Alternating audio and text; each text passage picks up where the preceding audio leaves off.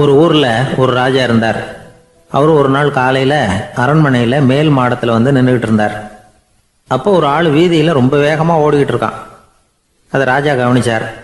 அவன் மனசுல ஏதோ ஒரு தவிப்பு இருக்குங்கிறத புரிஞ்சுக்கிட்டார். உடனே அரண்மனை சேவகர்களை கூப்பிட்டார். அந்த ஆளை இங்க அழைச்சிட்டு வாங்க அப்படின்னார். இவங்க ஓடி போய் அந்த ஆளை அழைச்சிட்டு வந்தாங்க. மன்னர் முன்னாடி நிறுத்தினாங்க. மன்னர் அவனை நிமிர்ந்து பார்த்தார். எதுக்காக இவ்வளவு வேகமா ஓடிக்கிட்டு இருக்கிற அப்படின்னு கேட்டார்.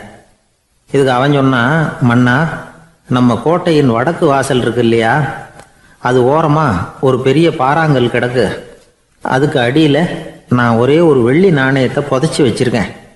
அது இப்போ எனக்கு தேவைப்படுது. என்னுடைய மனைவிக்கு ஒரு பரிசு வாங்கி கொடுக்க வேண்டியிருக்கு. அதுக்காக தான் அவசரமா ஓடிக்கிட்டு இருக்கிறேன் அப்படின்னா.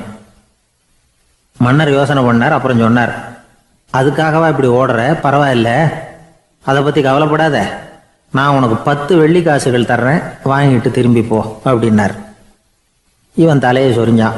மன்னா, நீங்க கொடுக்கறத ரொம்பவும் மகிழ்ச்சியோட வாங்கிக்கிறேன். இருந்தாலும் அதுக்கப்புறம் அந்த வடக்கு வாசலுக்கு போய் அங்க இருக்கிற ஒரு நாணயத்தையும் எடுத்துக்கிட்டு போயிடுறேனே அப்படின்னானா. இதை பாருப்பா, அந்த ஒரு நாணயத்தை மறந்துரு, உனக்கு 100 வெள்ளி நாணயங்கள் தரேன் இருக்கார். மன்னா, ரொம்ப மகிழ்ச்சி. உங்க மாதிரி தாராள குணம் வேற யாருக்கும் வராது. நீங்க கொடுக்குற 100 நாணயங்களையும் வாங்கிக்கிறேன். இருந்தாலும் வடக்கு வாசலுக்கு போய் அதையும் எடுத்துக்கிட்டா 101 ஆயிடுமே அப்படின்னானா. இதை பாருப்பா, அந்த ஒரு நாணயத்தை மறந்துரு, அது எக்கேடாவது கெட்டு போகட்டும். நான் உனக்கு 100 பொற்காசுகள் தரேன், அதையாவது வாங்கிட்டு வந்த வழியிலேயே திரும்பி போடுன்னாராம். தங்க நாணயங்களே தரேன்னு சொல்றீங்க, தாராளமா வாங்கிக்கிறேன். இருந்தாலும் வடக்கு வாசலுக்கு போய் அப்படின்னு மறுபடியும் ஆரம்பிச்சான். அரசர் வந்து பொறுமை இழந்துட்டார். கடைசியா ஒரு முடிவுக்கு வந்துட்டார். இதை பாருப்பா, உனக்கு என்னுடைய ராஜ்யத்திலேயே பாதியை கொடுத்துட்றேன், அப்படியாவது திருப்தியா திரும்பி போ அப்படின்னாராம். மன்னா, உங்களுடைய பெருந்தன்மைக்கு ஈடு இணையே கிடையாது. தேசத்திலேயே பாதி பிரிச்சு கொடுக்குறேன்னு சொல்றீங்க. அதனால உங்ககிட்ட ஒரு சின்ன வேண்டுகோள் அப்படின்னானா. சொல்லுன்னாராம் மன்னர் ஆர்வமா. இவன் மெதுவா ஆரம்பிச்சான். அப்படி இந்த ராஜ்யத்தை 2ஆ பிரிக்கிறப்போ அந்த வடக்கு வாசல் இருக்கிற பக்கத்தை என்கிட்டயே கொடுத்துருங்கோ அப்படின்னானா. மன்னர் அசந்து போயிட்டார். இந்த கதை எதுக்காகன்னு கேட்டா, மனம்ங்கிறது ஒரு குரங்குங்கிறத புரிஞ்சுக்கிறதுக்காகத்தான். உன்னை பிடிச்சிக்கிட்டா லேசில் விடாது. அப்படிப்பட்ட மனசை அறிவு தான் வழி நடத்தணும். அதுல தான் வாழ்க்கையின் வெற்றி அடங்கி இருக்குது. ஒரு சின்ன பையன் தெருவில் அழுதுகிட்டு இருந்தான். ஏன்பா அழுவுறேன்னு ஒரு பெரியவர் கேட்டார். 1 ரூபா காசை இங்கே தொலைச்சுட்டேன் அப்படின்னா. சரி, அதுக்காக அழாத, அதுக்கு பதிலாக 10 ரூபா தரேன், இந்தா வச்சுக்கோன்னு கொடுத்தாரு. அந்த 10 ரூபாயை வாங்கி சட்டப்பையில் போட்டுக்கிட்டு அதை விட அதிகமாக சத்தம் போட்டு அழ ஆரம்பிச்சுட்டான். மறுபடியும் ஏன்டா அழறேன்னு கேட்டார் பெரியவர். அந்த 1 ரூபாயும் கிடைச்சிட்டுதுன்னா இப்போ என்கிட்ட 11 ரூபா இருக்குமே, இப்போ 10 ரூபா தானே இருக்கு அப்படின்னு சொல்லிவிட்டு அழறான். என்னுடைய நண்பர் ஒருத்தர், அவருக்கு ஜாதகத்தில் நம்பிக்கை உண்டு. அவரே ஜோசியம்லாம் பார்ப்பார். என்ன சார், இந்த காலத்தில் இதையெல்லாம் நம்பிக்கிட்டு இருக்கீங்களே அப்படின்னு கேட்டா, உங்களுக்கு ஒன்றும் தெரியாது சார். இந்த உலகத்தில் ஒவ்வொருத்தரும் அவங்கவங்க செய்கிற நல்லது கெட்டதுக்கு தகுந்த பலனை அனுபவிச்சே தீரணும் பார். அது மட்டும் இல்லை, ஒருத்தன் செத்துட்டா கூட அவன் செஞ்ச பாவ புண்ணியங்கள் கூடவே போய்கிட்டு இருக்கும் பார். அது எப்படி கூட போவோம் அப்படின்னு குதர்க்கமாக கேட்டா, அதுக்கு அவர் ஒரு கதை சொன்னார். அது ரொம்ப சுவாரஸ்யமாக இருந்தது. அது என்ன கதைன்னா, ஒரு ஊரில் ஒருத்தர் இருந்தாராம். அவர் ஜோசியம் பார்க்கறதுல ரொம்ப கெட்டிக்காரரான். ஒருத்தருடைய தலைமுடியை மட்டும் அவர்கிட்ட காட்டினா போதும், அதை மட்டும் பார்த்துட்டு அவருடைய ஜாதகத்தையே அலசி விடுவாராம். அப்பேற்பட்ட திறமை. அந்த ஆள் ஒரு சமயம் கன்னியாகுமரி கடற்கரைக்கு போயிருந்திருக்கார். அங்கே கரை ஓரமாக ஒரு மண்டை ஓடு கிடந்திருக்கு. அதை எடுத்து பார்த்துருக்கார். அந்த மண்டை ஓட்டை வச்சுக்கிட்டே அதோட ஜாதகத்தை அலசியிருக்கார். இந்த மண்டை ஓட்டுக்கு உரிய ஆசாமி வாழ்க்கையில் ரொம்ப கஷ்டப்பட்டிருக்கணும், நிறைய கஷ்டத்தை அனுபவிச்சிருக்கணும். அது தாங்க முடியாம தான் கடல்ல விழுந்து தற்கொலை பண்ணிட்டு இருக்கான் அப்படிங்கிறத அவர் கணிச்சுட்டார். இருந்தாலும் இந்த மண்டை ஓடு இன்னமும் அனுபவிக்க வேண்டியது பாக்கி இருக்கு அப்படிங்கிறத அவர் உணர்ந்தாராம். அது சரி, ஒருத்தன் உயிரோடு இருக்கிற வரைக்கும் நல்லது கெட்டதை அனுபவிக்க முடியும், செத்ததுக்கு அப்புறமும் பாக்கி இருக்குன்னா அதை எப்படி அனுபவிக்கிறது? இந்த மண்டை ஓட்டுக்கு இன்னும் கொஞ்சம் பாக்கி இருக்குங்கிறது அவருக்கு புரிஞ்சதே தவிர அதோட அர்த்தம் என்னங்கிறது சரியா விளங்கலை. சரி, இதை இன்னும் கொஞ்சம் விவரமா ஆராய்ச்சி பண்ணுவோம் அப்படின்னு நினைச்சுக்கிட்டு அதை தன்னுடைய வீட்டுக்கு எடுத்துட்டு போயிட்டார். அந்த மண்டை ஓட்டை ஒரு பெட்டியில வச்சு பூட்டினார். தன்னுடைய தனி அறையில அதை பத்திரமா வச்சுக்கிட்டார். தினமும் ராத்திரி ஆனதும் தன்னுடைய மனைவியை பார்த்து நீ போய் பூஜை அறையில் தனியாக படுத்துக்க அப்படின்னு சொல்லிவிட்டு தினம் ராத்திரி 12 மணிக்கு பெட்டியை திறந்து அவர் பார்ப்பார். மண்டை ஓடு அப்படியே இருந்ததே தவிர இன்னும் கொஞ்சம் பாக்கி இருக்குங்கிறதுக்கு அர்த்தம் அவருக்கு விளங்கலை. அந்த மண்டை ஓட்டுக்கு இன்னும் என்ன பாக்கி இருக்க போகுது? எப்படியோ ஒரு 10 நாள் போச்சு. அந்த வீட்டம்மாவுக்கு சந்தேகம் வந்துட்டுது. நம்ம வீட்டுக்காரரு நம்மளை தனியாக ஏன் தூங்க சொல்கிறார் அப்படிங்கிற சந்தேகம். உடனே பக்கத்து வீட்டு அம்மா கிட்ட விஷயத்த சொல்லியிருக்கிறாங்க. அந்த அம்மா உடனே நீ கவலைப்படாத, நான் கண்டுபிடிச்சி சொல்கிறேன் அப்படின்னு சொல்லிவிட்டாங்களாம். அன்னைக்கு ராத்திரியே ஜன்னல் வழியாக எட்டி பார்த்துருக்குறாங்க. இந்த ஆள் மண்டை ஓட்டை கையில் வச்சுக்கிட்டு அது திருப்பி திருப்பி பார்த்துக்கிட்டு இருக்கிறான். அதை பார்த்துட்டாங்க. மறுநாள் காலையில் அவரோட மனைவியை பார்த்தாங்க. ஏம்மா, உன் வீட்டுக்காரருக்கு நீ முதல் மனைவியா 2வது மனைவியா அப்படின்னு கேட்டாங்களாம். எனக்கு தெரிஞ்ச வரைக்கும் நான் ஒருத்தி தான் அவருடைய மனைவி அப்படின்னாங்களாம் அவங்க. அப்படி இல்லை, நீ அவருக்கு 2வது மனைவி. முதல் மனைவியின் மண்டை ஓட்டை தான் அவர் தினமும் ராத்திரியில் எடுத்து பார்த்துக்கிட்டு இருக்கிறார் அப்படின்னாங்க அடுத்த வீட்டு அம்மா. அப்படியா விஷயம் அப்படின்னு சொல்லிவிட்டு கணவன் வீட்டில் இல்லாத நேரமாக பார்த்து அந்த மண்டை ஓட்டை எடுத்து கொண்டாந்து ஒரு உரல்ல போட்டு உலக்கையால் குத்தி நொறுக்க ஆரம்பிச்சிட்டாங்க. வெளியில் போயிருந்த அந்த ஆள் அப்போ தான் உள்ளே நுழைஞ்சார். மண்டை ஓடு உலக்கை கிட்ட குத்து வாங்கிக்கிட்டு இருக்கு. அது அனுபவிக்க வேண்டியது இன்னும் கொஞ்சம் பாக்கி இருக்குங்கிறதுக்கு அர்த்தம் எனக்கு இப்போதான் புரிஞ்சுது அப்படின்னாராம் அவர். இந்த கதையிலேருந்து நாம் இன்னொரு நீதியையும் புரிஞ்சுக்கணும். அதாவது நம்ம வீட்டை பற்றி நமக்கு புரியாததெல்லாம் அடுத்த வீட்டு. ஒரு ஊரில் ஒரு ஆள் இருந்தான். நிறைய பணம் சேர்த்தான். அவனுக்கு சம்பாதிக்க தெரியுமே தவிர செலவு பண்ண தெரியாது. மகா கஞ்சன். காசை கையில் எடுக்கவும் மாட்டான். எடுத்தால் செலவு செய்ய வேண்டியிருக்குமே. அதனால் இப்படியே அவன் காலத்தை ஓட்டி விட்டான். வயசாயிட்டுது. அவனுடைய மனைவி ஒரு நாள் கேட்டாங்க, இவ்வளவு நாளாக நீங்கள் என்னை எங்கேயுமே அழைச்சிட்டு போனதில்லை, இப்போவாவது அழைச்சிட்டு போகக்கூடாதா அப்படின்னாங்க. எங்கே போகணும் சொல்லுன்னா. காசிக்கு போகணும், கங்கையில் குளிக்கணும்னாங்க. இவன் பார்த்தான், இதுக்கு ஏன் அவ்வளோ தூரம் செலவு பண்ணிட்டு போகணும், நம்ம ஊர் ஆற்றுலேயே குளிக்கலாமே, இதுவும் புண்ணிய நதி தான், இங்கே குளிச்சா அங்கே குளிச்ச பலன் கிடைச்சிரும் அப்படின்னா. சரின்னு 2 பேரும் ஆத்தங்கரைக்கு போனாங்க. அன்னைக்கு ஏதோ விசேஷம், நிறைய கூட்டம், நிறைய பேர் குளிச்சுக்கிட்டு இருக்கிறாங்க. கரையில் சில புரோகிதர்கள் நின்றுக்கிட்டு இருக்கிறாங்க. குளிக்கிறதுக்கு முந்தி அவங்க கிட்ட உட்காந்தா ஏதோ மந்திரம்லாம் சொல்லுவாங்க. கொஞ்சம் காசு கொடுக்க வேண்டியிருக்கும். அதனால இவன் என்ன பண்ணான், ஆத்தங்கரையிலேயே கொஞ்சம் தூரம் போனான். ஊரை விட்டு தள்ளி வந்துட்டான். அங்கே யாருமே இல்லை. அப்பாடான்னு சந்தோஷப்பட்டான். குளிக்கலாம்னு புறப்பட்டான். இந்த நேரம் கடவுள் பார்த்தார், இந்த கஞ்சனுக்கு ஏதாவது புத்தி போகட்டணும் அப்படின்னு நினைச்சார். உடனே ஒரு புரோகிதர் மாதிரி உருவத்தை மாற்றிக்கிட்டு அந்த ஆள் முன்னாடி வந்து நின்னார். அவனுக்கு அதிர்ச்சி. இங்கே யாருமே இருக்க மாட்டாங்கன்னு நினச்சா இங்கேயுமே ஒரு ஆள் வந்துட்டாரு, என்ன பண்ணுறதுன்னு யோசனை பண்ணான். புரோகிதர் உருவத்தில் இருந்த கடவுள் சொன்னார், இதை பாருங்க, இன்னைக்கு விசேஷ நாள், நீராடுறதுக்கு முன்னாடி சுயகல்பம் பண்ணிக்கிறது ரொம்ப நல்லது அப்படின்னார். என்கிட்ட பணம் எதுவும் இல்லையேன்னா. பரவாயில்ல, அப்புறமா கொடுங்க, வாங்கிக்கிறேன். ஆனால் ஒன்று, எவ்வளவு கொடுப்பீங்கிறத மட்டும் இப்போவே சொல்லி கொடுங்க அப்படின்னார். இவன் ரொம்ப யோசனை பண்ணான். ஒரு 10 பைசா தரேன் அப்படின்னா. சரின்னு ஒத்துக்கிட்டு எல்லா கிரியைகளையும் அவர் செஞ்சார். அதுக்கப்புறம் கணவனும் மனைவியும் ஆற்றுல குளிச்சாங்க. அவர் போயிட்டார். கொஞ்ச நாள் கழிச்சு அவன் வீட்டுக்கு வந்தார் கடனை வசூல் பண்ணுறதுக்கு. வாசலில் நின்றுக்கிட்டு இருந்த அவன் மனைவி இவரை பார்த்ததும் தயங்க ஆரம்பித்தாங்க. அந்த அம்மா கிட்ட விஷயத்த சொன்னார். அந்த அம்மா ஓடி போய் உள்ளே இருக்கிற தன்னுடைய கணவர்கிட்ட சொன்னாங்க. அவன் யோசனை பண்ணான், இப்போ வெளியில் போனால் அவனுக்கு 10 காசு கொடுக்க வேண்டியிருக்கும். அதனால் எனக்கு காய்ச்சல்னு அந்த ஆளுகிட்ட சொல்லிவிடு, இன்னொரு சந்தர்ப்பத்தில் என்னை வந்து பார்க்க சொல்லு அப்படின்னா. அந்த அம்மா போய் சொன்னாங்க. அப்படிங்களா, அப்படின்னா அவரை நான் உடனே போய் பார்க்கணுமே அப்படின்னு உள்ளே நுழைய ஆரம்பித்தார். அவங்க மறுபடியும் இருங்க தான் வரேன்னு சொல்லிவிட்டு உள்ள ஓடி விஷயத்த சொன்னாங்க. இது எதுடா வம்பா போச்சு அப்படின்னு பார்த்தான். மனைவியை கிட்டத்தில் கூப்பிட்டான். இதோ பாரு, ஜன்னி கண்டு நான் இறந்து போயிட்டதா சொல்லிவிடு அப்படின்னா சொன்னாங்க. புரோகிதர் பார்த்தார். அப்படின்னா ஒரு வழியாக இருந்து அவருடைய இறுதி சடங்குகளையே நானே முடிச்சுட்டு போயிடுறேன் அப்படின்னார். உள்ளே இருந்தவன் யோசனை பண்ணான், அந்த ஆள் என்னை விடமாட்டான் போல இருக்கு, அதனால் ஒரு சவப்பெட்டியில் என்னை வச்சு தூக்கிக்கிட்டு மயானத்துக்கு போங்க, பார்த்துக்கலாம் அப்படின்னா. புரோகிதரும் விடுற மாதிரி இல்லை, கூடவே நடந்து போயிட்டு இருக்கிறார். அங்கே இறக்கி சடங்குகளை முடிச்சுட்டு தீ வைக்கிற நேரம் பொட்டிக்குள்ளே இருந்த நம்ம ஆள் அலறி அடிச்சுட்டு வெளியில் ஓடி வந்தான். புரோகிதர் உருவத்தில் இருந்த கடவுள் சிரிச்சார், தன்னுடைய சுய உருவத்தை காட்டினார். அதுக்கப்புறம் அவனை கூப்பிட்டு, இதை பார்ப்பா, ஏன் இப்படி அல்லாடுற, ஏதாவது வர வேணும்னா கேள் தரேன் அப்படின்னார். அவன் யோசனை பண்ணான், பகவானே ஒரே ஒரு வரம் தான் உங்ககிட்ட கேட்கணும்னா. என்ன வேணும் கேளுன்னார். அந்த 10 பைசா தட்சணையை தள்ளுபடி பண்ணா போதும் அப்படின்னா. கடவுளும் சரின்னு சொல்லிட்டு போயிட்டார். இப்படி ஒரு கதையை சுவாமி சிவானந்தர் சொல்லியிருக்கிறார். செல்வந்தர்கள் பல பேர் இப்படித்தான் இருக்கிறாங்க. தாங்களும் அனுபவிக்க மாட்டாங்க, அடுத்தவங்களுக்கும் கொடுக்க மாட்டாங்க. இது மாதிரியான கஞ்சர்களுக்கு இந்த உலகம் இல்லை, அந்த உலகம் இல்லைங்கிறார் அவர். இந்த கதையில கடவுள் கடன் வசூலுக்கு வந்தது மாதிரி நம்ம ஊர் ஆள் ஒருத்தன் இன்னொருத்தர்கிட்ட 10 பைசா கடன் கொடுத்துட்டான்.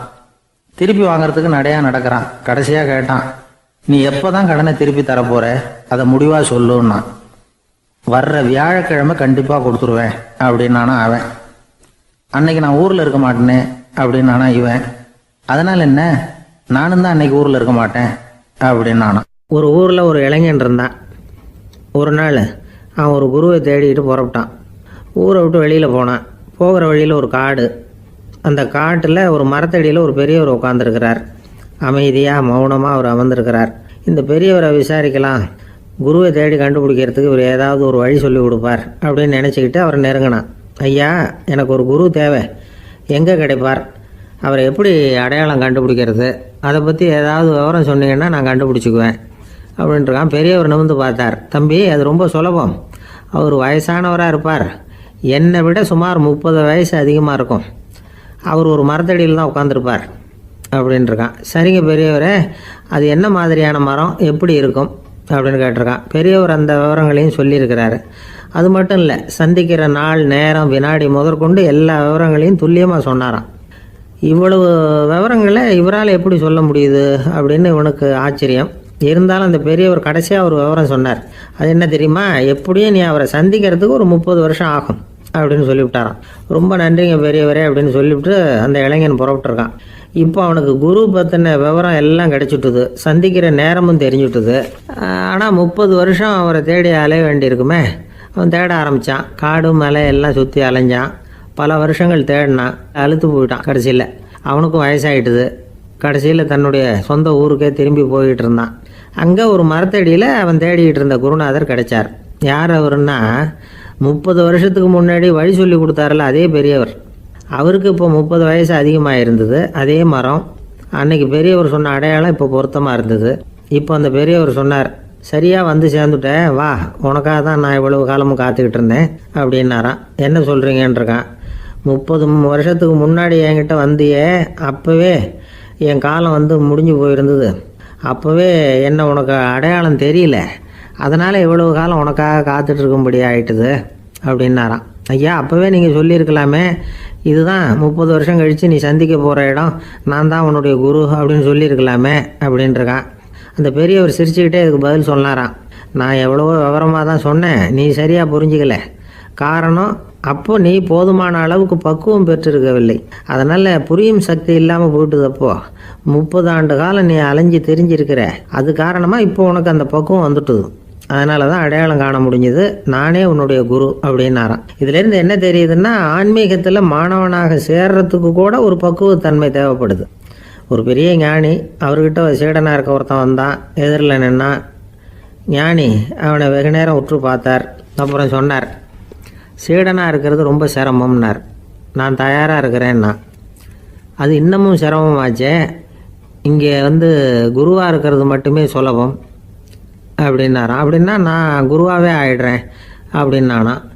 இது போலவே இந்த காலத்தில் கதை ஒன்று உண்டு. ஒரு பள்ளிக்கூடத்தில் வகுப்பு ஆசிரியர் மாணவனை திட்டிக்கிட்டு இருந்தார். டேய், நீ 100க்கு 10 மார்க்கு தான் வாங்கிக்கிட்டு இருக்க.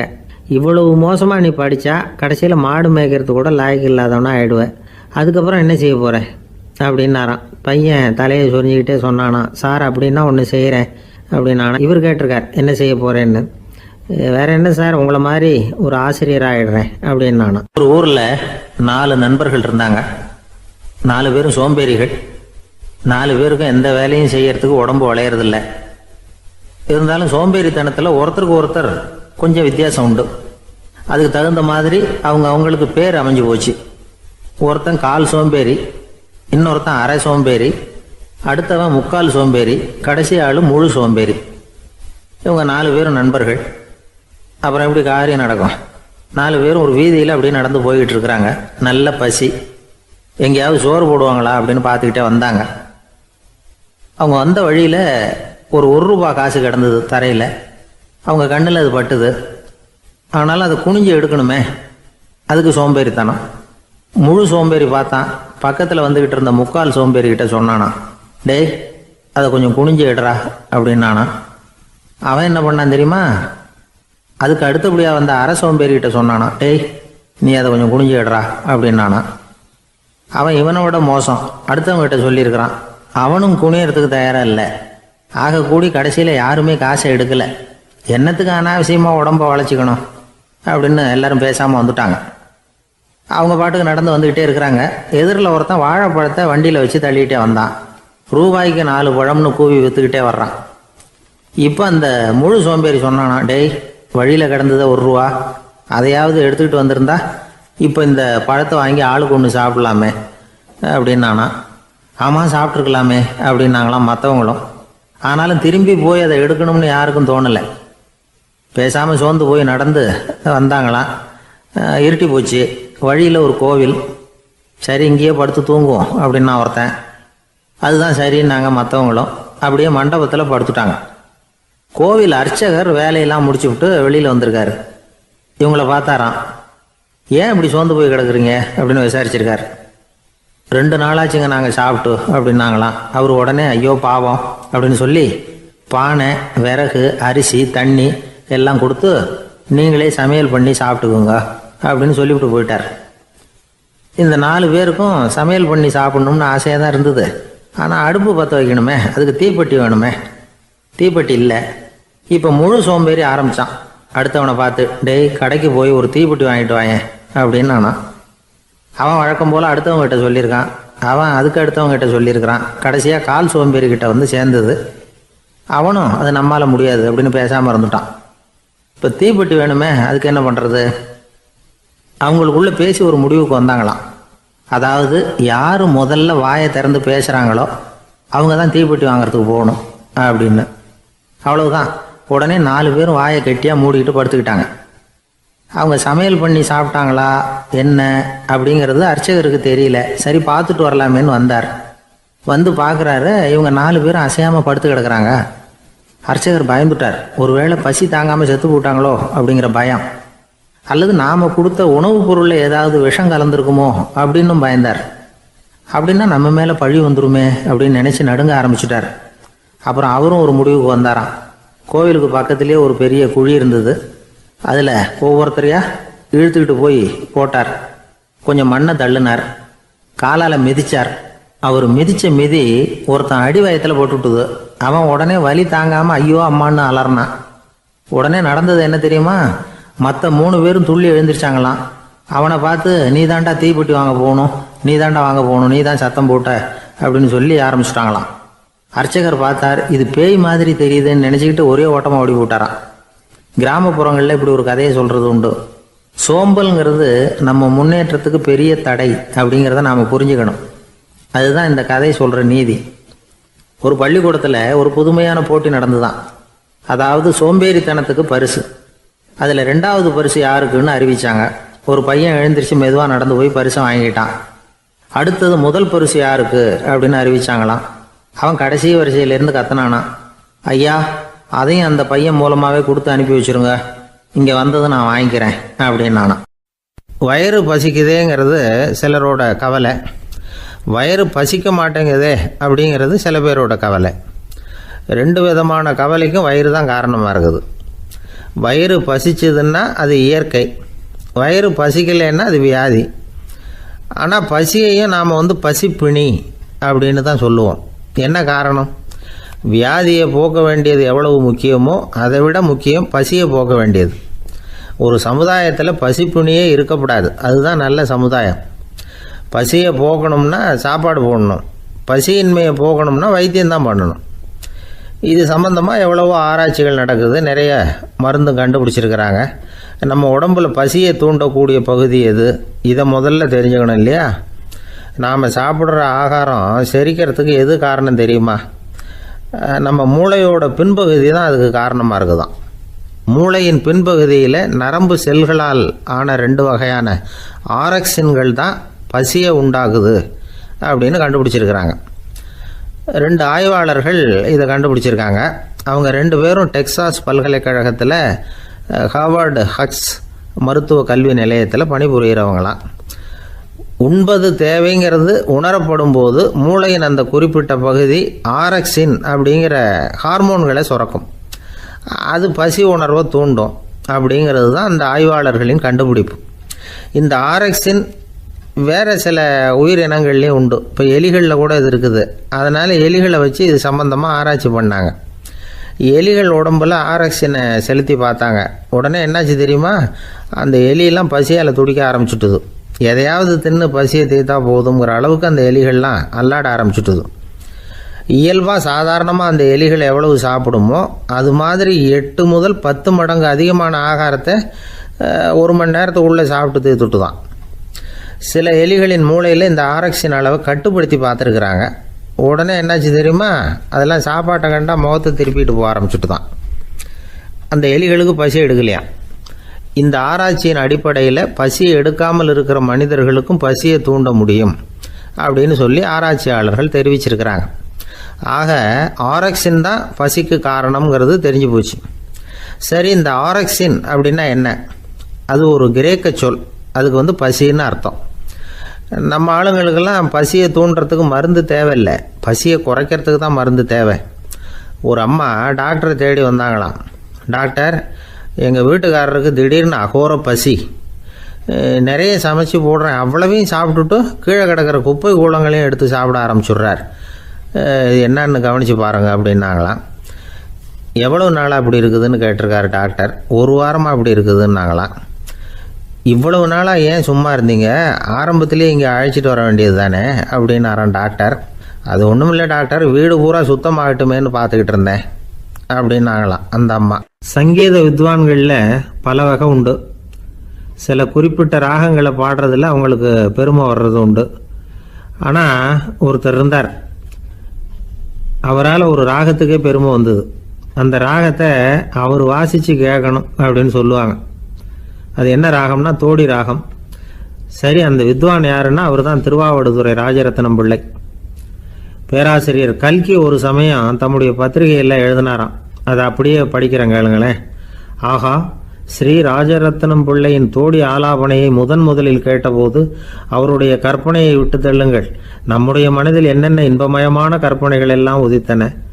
குழந்தை தாயிடம் கொஞ்சம் குரலை கேட்டோம், அன்னை குழந்தையிடம் கொஞ்சம் குரலை கேட்டோம், ரதியும் மன்மதனும் பேசிக்கொண்ட காதல் மொழிகளை கேட்டோம், முருகன் சிவபெருமான் செவிகுளிர மொழிந்த உபதேசத்தை கேட்டோம், கலைமகள் கவிஞனுக்கு அருளிய ஆசி மொழிகளை கேட்டோம், நாரத முனிவருடைய தம்பூரா சுருதியை கேட்டோம், ராவணன் தன் எலும்பை ஒடித்து வீணையாகச் செய்து வாசித்த கானத்தை கேட்டோம், கானப் பறவைகளின் கலகல ஒலியை கேட்டோம், கோலக் குயில்களின் குரல் இனிமையை கேட்டோம்.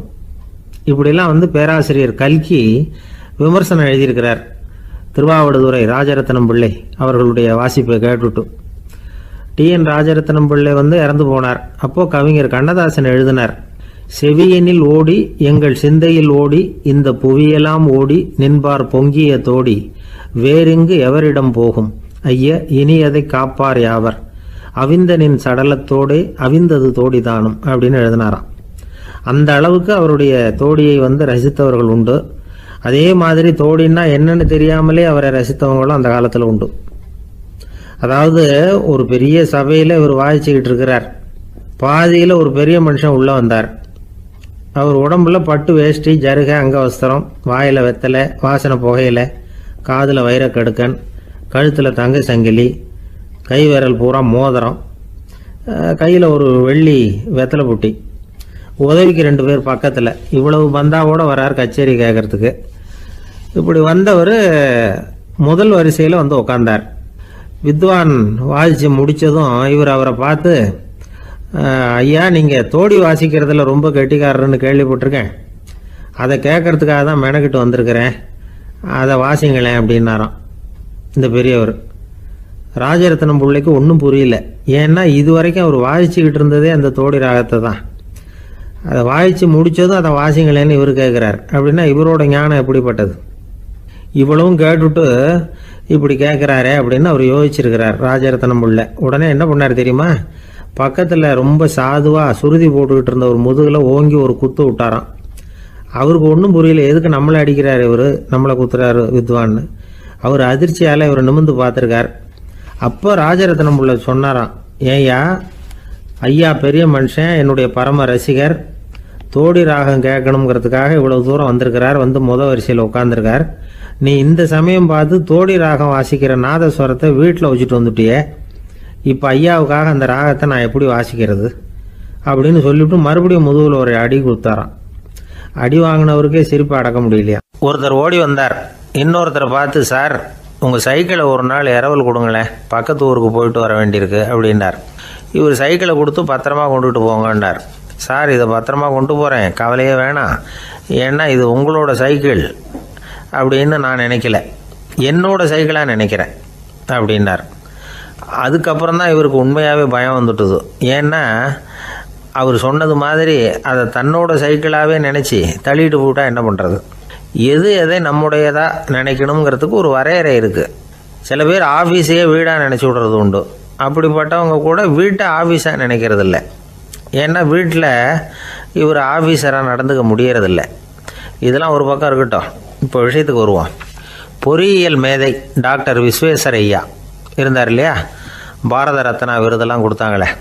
ஆஃபீஸ் வேலை வேறு, சொந்த வேலை வேறு அப்படிங்கிறதுக்கு ஒரு உதாரணமாக இருந்தவர் அவர். மைசூர் மகாராஜா கிட்ட திவானாக இருந்தார். அவர் ஒரு நாள் அரசாங்க வேலை காரணமாக வெளியூர் போயிருந்தார். ஹாசன்கிற ஊருக்கு பக்கத்தில் ஒரு பயண மாளிகை, அங்கே தங்கிவிட்டார். ராத்திரி அங்கே தங்கி இருந்துட்டு விடிஞ்சதும் ஊருக்கு திரும்புறதாக திட்டம். ராத்திரி தூங்கிறதுக்கு ரொம்ப நேரம் ஆகிட்டுது. ரொம்ப நேரம் வரைக்கும் அரசாங்க சம்பந்தப்பட்ட வேலைகளையே பார்த்துக்கிட்டு இருக்கிறார். அரசாங்க ஃபைல்கள் நிறைய இருந்தது. அதையெல்லாம் ஒவ்வொன்றா எடுத்தார், படித்து பார்த்தார், பரிசீலனை பண்ணார். அதில் எழுத வேண்டியதை எழுதினார், கையெழுத்து போட்டார். ஒரு வழியாக அந்த வேலையெல்லாம் முடிஞ்சுது. அதுக்கப்புறம் என்ன பண்ணார்னா, தன்னுடைய சூட்கேஸை திறந்தார். அதிலிருந்து 2 மெழுகுவத்தியை எடுத்து கொளுத்தி வச்சார். அந்த பயண மாளிகையில் அது வரைக்கும் எரிஞ்சிக்கிட்டு இருந்த மின்சார விளக்குகளை அணைச்சுட்டார். அதுக்கு பிறகு அந்த மெழுகுவத்தி வெளிச்சத்தில் சில புத்தகங்களை தொடர்ந்து படிக்க ஆரம்பிச்சிட்டார். அந்த பயண மாளிகையில் பணியாளராக இருந்தவர் இதை பார்த்துட்டு ஓடி வந்தார். மறுபடியும் மின் விளக்கு போடுறதுக்காக போனார். விஸ்வேஸ்வரய்யா அதை பார்த்துட்டு போட வேணாம்ட்டாராம். இது வரைக்கும் நான் அரசாங்க அலுவல்களை கவனிச்சிக்கிட்டு இருந்தேன், அதனால் மின் விளக்குகள் அப்போ எரிஞ்சதில் தப்பு இல்லை. இப்போ நான் புத்தகம் படிச்சுக்கிட்டு இருக்கேன், இது என்னுடைய சொந்த வேலை, இங்கே இருக்கிற மின் விளக்கு அதுக்காக ஏன் எரியணும் அப்படின்னு கேட்டாராம். இப்போ இருக்கிற சில அரசு பணியாளர்கள்கிட்ட இந்த சம்பவத்தை பேச்சோட பேச்சாக சொல்லி பார்த்தேன். அவங்களால இதை ஜீரணிக்கவே முடியல. நேர்மை தேவை தான் சார், அதுக்காக அவ்வளவு தூரத்துக்கு அது தேவையா அப்படிங்கிறாங்க. விஸ்வேஸ்வரய்யா அப்படி பண்ணினது தான் ஒரு நேர்மையாளர் அப்படின்னு இந்த உலகத்துக்கு நிரூபிக்கணுங்கிறதுக்காக இல்லை. தான் அப்படி நடந்து காட்டினா தன்னை சுற்றி இருக்கிறவங்களும் அதை கேள்விப்படுறவங்களும் முடிஞ்ச அளவுக்கு பொது வாழ்க்கையில் அரசு பணியில் நேர்மையை கடைபிடிக்க முயற்சி பண்ணலாமே அப்படிங்கிறதுக்காகத்தான். இப்போவும் சில பேர் இருக்கிறாங்க, இவங்க ஆஃபீஸ் வேறு வீடு வேறேன்னு நினைக்கிறதில்ல, அவ்வளோ உரிமை. ஒருத்தர் அப்படி தான், அவருக்கு அவசரமாக 5000 ரூபா தேவைப்பட்டது. ஆஃபீஸு பணத்தை எடுத்துக்கிட்டார். அந்த நேரம் பார்த்து ஆடிட் வந்துட்டுது, ஆப்பிட்டுக்கிட்டார். விசாரணை நடக்குது. அவர் சொல்கிறார், சார் நான் நேரம் காலம் பார்க்காம ஆஃபீஸில் வேலை செய்வேன், ஏன்னா அதை என்னோடய ஆஃபீஸாக நினைக்கிறேன். அவசரத்துக்கு அந்த பணத்தை எடுத்தேன், மறுபடியும் வச்சுடலாம்னு தான் இருந்தேன், அதுக்குள்ளே இப்படி ஆகிட்டுது. நீங்கள் என்ன நினச்சாலும் சரி, நான் ஆஃபீஸ் வேறு வீடு வேறு அப்படின்னு நினைக்கிறதில்ல, அது என்னோடய சுபாவம் அப்படின்னார். விசாரணை பண்ணவர் தீர்ப்பு வழங்கினார். உங்கள் சுபாவத்துக்கு மதிப்பு கொடுத்து நானும் தீர்ப்பு வழங்குறேன். நீங்கள் கொஞ்ச நாள் ஜெயிலில் இருந்துட்டு வாங்க, அது உங்களுக்கு கஷ்டமாக இருக்காதுன்னு நினைக்கிறேன். ஏன்னா அங்கே போனாலும் நீங்கள் உங்கள் சுபாவப்படி வீடு வேற ஜெயில் வேறன்னு நினைக்க மாட்டீங்க அப்படின்னாராம். எனக்கு இது மட்டும்தான் சார் தெரியும், இதை தவிர வேறு எதுவும் தெரியாது அப்படின்னு சொல்லிக்கிட்டே காலம் தள்ளுறவங்க ரொம்ப பேர். அவங்களெல்லாம் கஷ்டப்பட வேண்டியிருக்கும். ஒருத்தர் தன்னுடைய தொழிலில் ரொம்ப கெட்டிக்காரராக இருக்கலாம், அதுக்காக எப்பவும் அதே ஞாபகத்தில் இருந்துக்கிட்டு உலகியல் அறிவு இல்லாமல் இருந்துடக்கூடாது, அது ஆபத்து. இதுக்காக நம்ம தாத்தா பாட்டிலாம் ஒரு கதை சொல்லுவாங்களே, கேள்விப்பட்டிருக்கீங்களா? ஒரு சமயம் ஒரு 4 பேர் சேர்ந்து வெளியூருக்கு பிரயாணம் போனாங்களாம். அந்த 4 பேர் எப்படி தெரியுமா? ஒருத்தர் வேதாந்தி, இன்னொருத்தர் சங்கீத வித்வான், 3வது ஆள் வைத்தியர், 4வது ஆள் ஜோசியர். இவங்க 4 பேரும் நண்பர்கள். அதனால் சேர்ந்து புறப்பட்டாங்க. வழியில் ஒரு ஊரில் தங்கினாங்க. இருட்டி போச்சு. அதனால் இன்றைக்கி ராத்திரி இங்கேயே தங்கி இருந்துட்டு நாளைக்கு புறப்படலாம் அப்படின்னு தீர்மானம் பண்ணாங்க. சாப்பாட்டுக்கு என்ன பண்ணுறது? அங்கேயே கடத்தெருவுக்கு போய் சாமான்லாம் வாங்கியாந்து சமைச்சு சாப்பிட்லாம்னு முடிவு பண்ணாங்க. 4 பேர் இருக்கிறதுனால ஆளுக்கு ஒரு காரியமாக செய்யலாம் அப்படின்னு வேலையை பிரிச்சுக்கிட்டாங்க. வைத்தியர் கறிகாய் வாங்க போனார், வேதாந்தி எண்ணெய் வாங்க போனார், ஜோசியர் பலசரக்கு வாங்க போனார், சங்கீத வித்வானுக்கு சமைக்கிற வேலை. எல்லாம் சரி. ஆனால் நடந்தது என்ன தெரியுமா? கடைத்தெருவுக்கு காய்கறி வாங்க போனார்ல வைத்தியர், அங்கே போய் மார்க்கெட்டில் பார்த்தார். ஒவ்வொரு கறிகாயாக எடுத்து பார்த்தார். இது பித்தம், உடம்புக்கு ஒத்துக்காது, இது வாயு, உடம்பு ஒத்துக்காது அப்படின்னு ஒவ்வொன்றா தள்ளினார். கடைசியில் ஒன்றுமே தேரல, வெறுங்கையோடு திரும்பி வந்துக்கிட்டு இருக்கிறார். எண்ணெய் வாங்க போனார் வேதாந்தி, அவர் ஒரு தொன்னையில் எண்ணெயை வாங்கினார். பேசாமல் அதை எடுத்துகிட்டு வர வேண்டியது தானே, முடியல. அவருடைய வேதாந்த மூளை சிந்திக்க ஆரம்பிச்சுட்டுது. இந்த தொன்னைக்கு எண்ணெய் ஆதாரமா அல்லது எண்ணெய்க்கு தொன்னை ஆதாரமா அப்படிங்கிற ஆராய்ச்சியில் இறங்கினார். என்னாச்சு தெரியுமா? அப்படி கவுத்து பார்த்தார். வாங்கின எண்ணெய் பூராவையும் வழியில் கொட்டிவிட்டு வெறும் தொன்னையோடு சேர்ந்தார். பலசரக்கு வாங்க போனார் ஜோசியர், அவர் ஒரு வழியில் பார்த்தாரு. வழியில் வந்தவங்களெல்லாம் அங்கங்கே ஒரு மரத்தடியில் உட்கார வச்சு அவங்களுக்கெல்லாம் ஆர்வம் சொல்ல ஆரம்பிச்சிட்டார். அப்படி ஒவ்வொருத்தராக சொல்லி முடிச்சுட்டு கடத்தருக்கு போய் சேர்ந்தார். இவர் அங்கே போய் சேர்றதுக்குள்ளே ரொம்ப நேரம் ஆகிட்டுது. கடையெல்லாம் பூட்டி விட்டு போயிட்டாங்க. என்ன செய்கிறது? அவரும் வெறுங்கையோடு திரும்பி சேர்ந்தார். சரி, இவங்க கதை தான் இப்படி ஆச்சு. அங்கே சமைக்கிறதுக்காக உட்காந்துருந்தார் சங்கீத வித்வான், அவர் கதை என்னாச்சு தெரியுமா? அங்கே அவர் அடுப்பை பற்ற வச்சு ஒலையை கொதிக்க வச்சார். அதாவது ஒரு பானையில் தண்ணியை ஊற்றி அடுப்பில் வச்சார். அது கொதிக்க ஆரம்பிச்சிது. தண்ணி கொதிக்கிற சத்தம் இருக்குதுல்ல, அது இவருக்கு தாளம் போடுறது மாதிரி இருந்தது. ஒரே குஷி, பாட ஆரம்பிச்சிட்டார். பாடிக்கிட்டே உற்சாகமாக கையில் இருந்த கரண்டியால் அந்த பானையில் தட்டினார், தாளம் போடுறதா நினச்சிக்கிட்டு. அவ்வளவுதான், பானை பட்டுன்னு உடஞ்சி போச்சு. தலையில் கையை வச்சுக்கிட்டு அவரும் உட்காந்துட்டார்.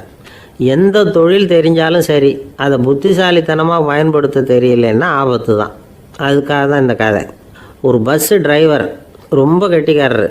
பஸ்ஸை ரொம்ப திறமையாக ஆபத்து இல்லாமல் ஓட்டினதுக்காக பரிசுலாம் வாங்கினவர். அவரே ஒரு படகு ஓட்டுறதுக்காக அழைச்சிட்டு போயிருக்கிறாங்க, மோட்டார் படகு. அதையும் ரொம்ப திறமையாக தான் ஓட்டிகிட்டு போயிருக்கிறாரு. நடுக்கடலில் போனதும் படகு நின்று போச்சு. மோட்டாரில் ஏதோ கோளாறு. என்ன செய்யலாம் அப்படின்னு அந்த டிரைவரை கேட்டிருக்கிறாங்க படகுல இருந்தவங்கெல்லாம். அப்போ அவர் சொன்னாராம், கவலைப்படாதீங்க, ஒன்றும் பிரச்சனை இல்லை, எல்லாம்